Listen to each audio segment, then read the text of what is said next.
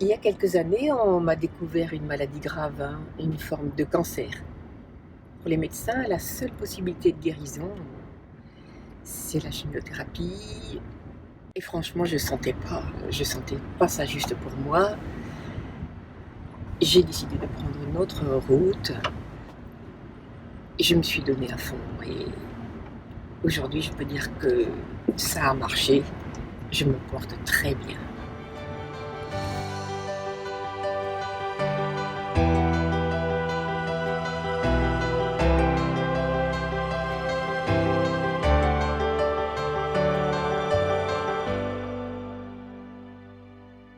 Mais j'ai eu besoin de modifier quelque chose chez moi pour pouvoir en fait installer un jardin intérieur.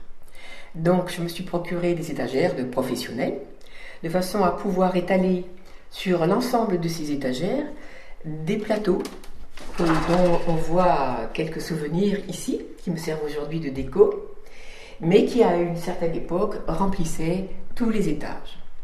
Pourquoi est-ce que j'ai fait ça? Pour pouvoir cultiver de l'herbe de blé. Et l'herbe de blé est considérée par quelqu'un qui a fait connaître ça dans le monde, qui s'appelle Anne Wigmore, considérée comme un alicament de premier ordre. Alors, lorsque j'ai choisi de faire mon processus de guérison naturelle, j'ai changé mon alimentation, mais j'ai aussi intégré plusieurs choses, dont notamment l'herbe de blé, qui est consommée en jus. Alors, on n'est pas des ruminants, on ne mâche pas l'herbe de blé, qui est quand même quelque chose qui est très fibreux. Mais pour obtenir une quantité suffisante, eh bien, il faut les faire pousser chez soi ou dans son jardin, si on en a la possibilité. Mais le plus simple, c'est chez soi. On a une température constante, on peut adapter. Tu vois, moi, je les ai fait mettre sur roulette. Donc, selon qu'il fait plus ou moins chaud, selon que je dois plus ou moins leur permettre d'avoir de la lumière sans avoir trop chaud, eh bien, je bouge la place de ces étagères.